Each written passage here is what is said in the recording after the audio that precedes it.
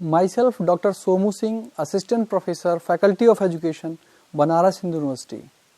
आज हम आप लोग से चर्चा करेंगे कि निर्देशन और परामर्श का क्या महत्व है, इसकी क्या आवश्यकता है एक मनुष्य के जीवन में। आइए हम शुरुआत करते हैं। हमारा जो पहला बिंदु है वो यह है कि विशेषज्ञों ने और माना है निर्देशन की आवश्यकता मनुष्य को मुख्य रूप से है और ये मूलभूत आवश्यकता है। निर्देशन के अभाव में ग्रामीण परिवेश में या शहरी परिवेश में न जाने कितनी प्रतिभाएं विलुप्त हो गईं और उनकी ऊर्जा, उनकी जो प्रतिभा है उनका कहीं उपयोग नहीं हो पाया। दूसरा जो सबसे महत्वपूर्ण बिंदु है कि मनोविज्ञान ने ये बताया, ये साबित किया कि हर व्यक्ति दूसरे व्यक्ति से शारीरिक एवं मानसिक गुणों में भिन्न होता है। हर व्यक्ति अपने आप में अद्वितीय होता है, यूनिक होता है। तो उसकी यूनिक जो क्वालिटीज़ हैं उनको आइडेंटिफाई करना, उसके हिसाब से उसको एजुकेशन प्रोवाइड करना और उसको गाइडेंस प्रोवाइड करना बहुत ज़रूरी होता है, जिससे उस फील्ड में वो आगे बढ़ सके। तीसरा जो पहलू है, हमारा जो पारिवारिक जीवन है, जो परिवार की संरचना है वो परिवर्तित हो रही है। हमारा पारिवारिक जीवन संयुक्त परिवार से एकल परिवार में परिवर्तित हो रहा है और इस कारण आज हमारे परिवारों में बड़े भाई बहनों के न होने की वजह से और भी वरिष्ठ सदस्यों के न होने की वजह से निर्देशन की क्रिया जो पहले अनौपचारिक रूप से चलती रहती थी नहीं हो पाती है।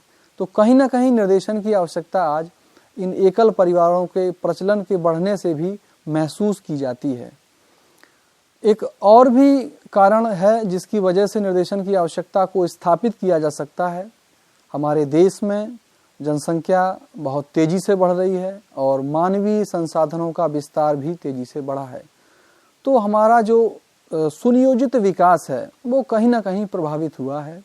ज़रूरत है इस समय हमको, जो हमारा युवा है उसको सही और पर्याप्त सूचना देने की और उनको निर्देशन प्रदान करने की, ताकि उनको हम राष्ट्र के विकास में, राष्ट्र की प्रगति में लगा सकें।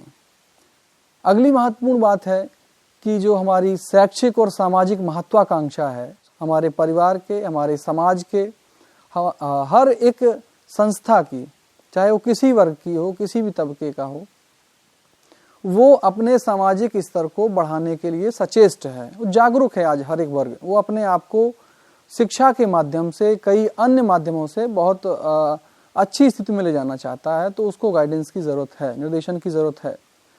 एक और महत्वपूर्ण पहलू जिस पे मैं चर्चा करना चाहूँगा, विज्ञान और तकनीकी के विकास के बाद जो हमारा चेंज हुआ है सिनेरियो, और एक शिक्षक होने के नाते देखें तो आप देखिए कि हम सभी को इंटरनेट का यूज आना चाहिए, हम सभी को पावर पॉइंट प्रेजेंटेशन बनाना आना चाहिए और बहुत सी ऐसी तकनीकी योग्यताएं आनी चाहिए। बिना इसके आज हम अपने आप का, अपना विकास नहीं कर सकते, अपने विद्यार्थियों का भला नहीं कर सकते। तो कहीं ना कहीं हम सभी को निर्देशन की आवश्यकता है। एक और पहलू है राजनीतिक परिवर्तन। निश्चित रूप से आप भी इस बात से सहमत होंगे कि राजनीतिक परिवर्तन से शैक्षिक जीवन पर असर पड़ता है। शिक्षा की परिस्थिति में होने वाली हर क्रिया प्रभावित होती है।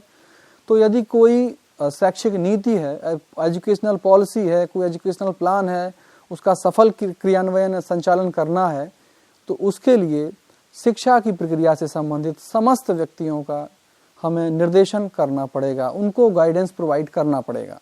और एक बात जो कहना चाहूँगा, भूमंडलीकरण के कारण विभिन्न संस्कृतियों के लोग एक ही परिवेश में बस रहे हैं, एक दूसरे की संस्कृतियों का एक दूसरे पर प्रभाव पड़ रहा है। हमारे देश के नौजवानों पर दूसरे देश की जो संस्कृतियां हैं, जो यूरोपीय देश हैं, उनका प्रभाव पड़ रहा है। तो कहीं ना कहीं एक कन्फ्लिक्ट की स्थिति कभी कभार पैदा होती है।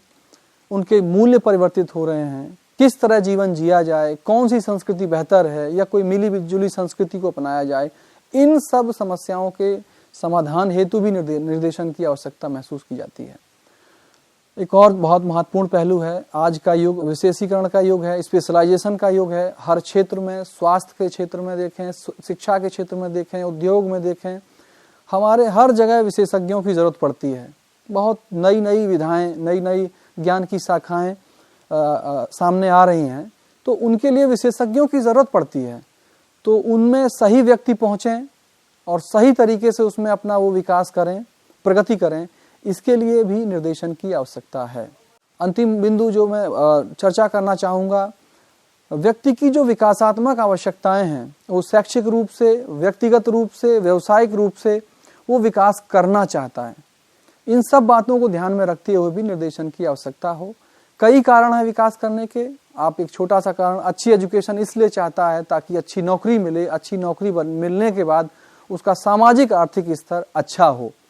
तो जो विकासात्मक ज़रूरतें हैं वो भी कहीं ना कहीं निर्देशन की आवश्यकता को स्थापित करती हैं। अभी हमने चर्चा की कि किस तरह से समग्र रूप से मनुष्य के जीवन में गाइडेंस एंड काउंसलिंग की आवश्यकता है और उसका महत्व है। अगर हम स्कूल के संदर्भ में देखें तो उसको हमने कैटेगराइज किया है, श्रेणीबद्ध किया है 3 श्रेणियों में। पहला हमने कहा एजुकेशनल नीड्स, दूसरा वोकेशनल नीड्स, तीसरा personal and psychological needs. School के संदर्भ में हम विद्यार्थियों की आवश्यकताओं को ध्यान में रखते हैं। स्कूल का हर एक विद्यार्थी जब स्कूल में प्रवेश करता है तो स्कूल की परिस्थिति नई होती है, उसके लिए विषय नए होते हैं, विषय की प्रकृति नई होती है, अच्छी पुस्तकों के बारे में उसको जानकारी नहीं होती है, कौन सी कितने प्रकार की पाठ्य सहगामी क्रियाएं होती हैं, कौन सी पाठ्य सहगामी क्रिया में वो भाग ले सकता है, इन सब की उसे जानकारी नहीं होती है। इसी ज़रूरत को महसूस करते हुए उनकी हम एजुकेशनल गाइडेंस की बात करते हैं। अगला जो पहलू है जिसमें हम बात करते हैं वोकेशनल नीड्स की। हर व्यक्ति अच्छी शिक्षा के माध्यम से किसी अच्छे व्यवसाय में जाना चाहता है और अपने जीवन को सफल बनाते हुए समाज के लिए, राष्ट्र के लिए कुछ योगदान करना चाहता है। तो स्टूडेंट पढ़ लिख कर एक अच्छे व्यवसाय में पहुँचे या ऐसा व्यवसायिक कोर्स का चयन करे जिससे उसे संबंधित व्यवसाय में जाने का अवसर मिले, उस व्यवसाय में सफल हो, इसके लिए भी हमें वोकेशनल गाइडेंस की ज़रूरत पड़ती है, या हम कहें व्यवसायिक जो ज़रूरतें हैं उसके लिए भी गाइडेंस की ज़रूरत है। तीसरा जो पहलू हमने आपके सामने रखना चाहा है वो है उसकी व्यक्तिगत और मनोवैज्ञानिक ज़रूरतें। विद्यार्थी जब स्कूल में आता है तो विभिन्न जाति, धर्म, क्षेत्र के विद्यार्थियों के साथ एक कक्षा में बैठकर अध्ययन करता है, तो निश्चित रूप से एक दूसरे में तनाव होता है, संबंधों का विकास होता है, सामाजिक मूल्यों का विकास होता है, और कुछ विद्यार्थियों को उस कक्षा में समायोजन की भी समस्या होती है। इसी प्रकार परीक्षा के दौरान तनाव भी उत्पन्न होता है, या स्कूल छोड़कर अक्सर चला जाता है, पढ़ाई लिखाई में उसका मन नहीं लगता है, किसी खास तरह की योग्यता जैसे भाषाई योग्यता उसके पास नहीं है, जिसकी वजह से कई अन्य चीज़ें जो सीख सकता है वो नहीं सीख पा रहा है, तब हमें ज़रूरत होती है व्यक्तिगत या कहें उसको मनोवैज्ञानिक निर्देशन की। कुछ विद्यार्थियों में संवेगिक समस्याएं होती हैं, जैसे जल्दी क्रोध आ जाता है उनको, या बहुत तेज़ी से वो किसी को रिएक्ट करते हैं, सामने वाले को ख़राब लगता है, और वो ऐसे विद्यार्थियों से भी परिचित होता है जिनका सामाजिक आर्थिक जो परिवेश है बहुत उच्च कोटि का है, ऐसे संसाधन उसने कभी नहीं देखे हैं। तो कहीं ना कहीं हमें हर विद्यार्थी को वो सही पहलू, वो सही परिप्रेक्ष्य रखना होता है उनके सामने, उनको बताना होता है, और उनकी ज़रूरत होती है जिससे वो बेहतर तरीके से अपना समायोजन स्कूल में कर पाते हैं, न केवल स्कूल में बल्कि कक्षा में, घर में और समाज में कर पाते हैं।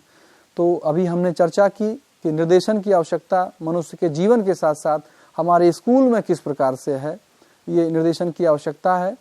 धन्यवाद।